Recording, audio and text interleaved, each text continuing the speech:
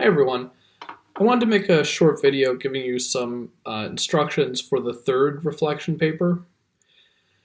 So in general, the task for this one is to identify two instances of attractors in your behavior.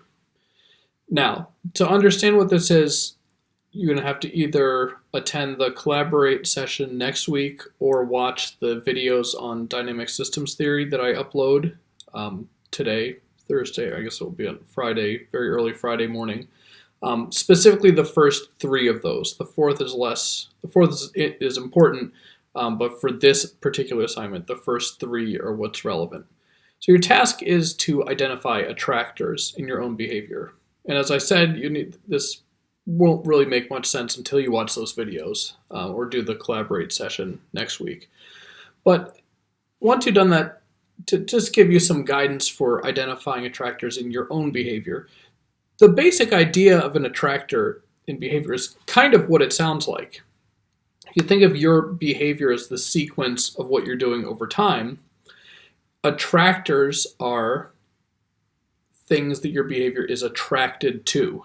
They can take two forms. It can be a specific point in space or some kind of specific activity, like a person's house or apartment would be an attractor. Their behavior repeatedly tends to go back to that particular location. But we can also identify as attractors cyclical patterns over time. So in this sense, what we're attracted to is not a particular place or particular setting or environment.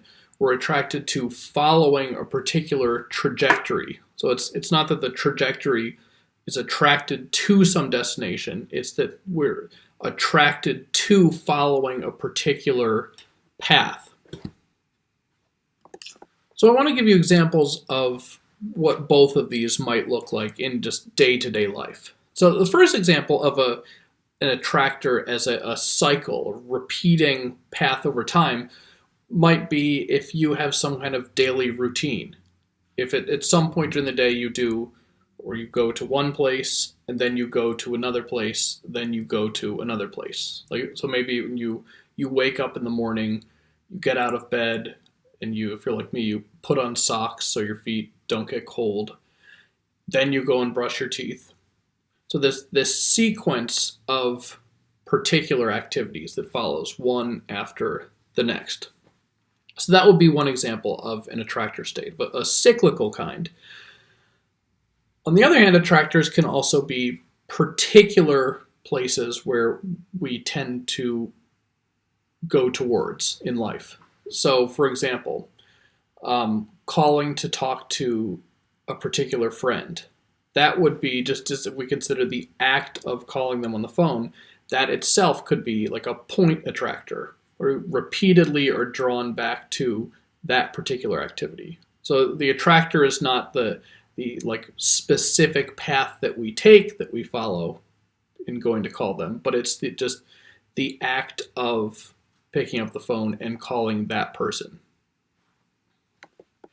Another example that may be relevant for some people of a point attractor state rather than a cyclical one. In some of your reflection papers, I've seen many of you comment, and this certainly is relatable for me also, that during this pandemic, during this quarantine time, many of you have said it's so hard to do schoolwork, it's so hard to do other things, you just feel very lazy, you're cut out of your routine. It's certainly how I feel.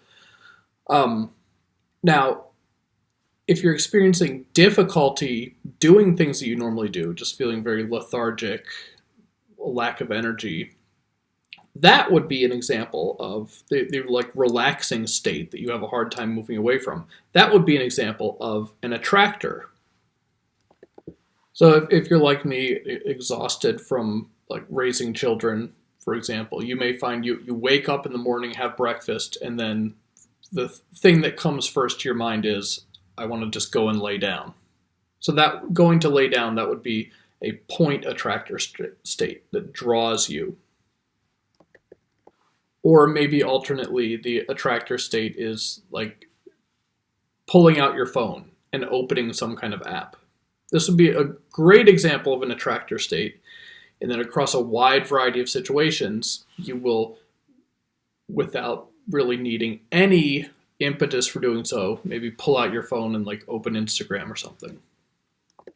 So hopefully those instructions are helpful in guiding you in identifying attractors in your own behavior. But for the reflection, the goal is to not just identify attractors, but to identify actually two.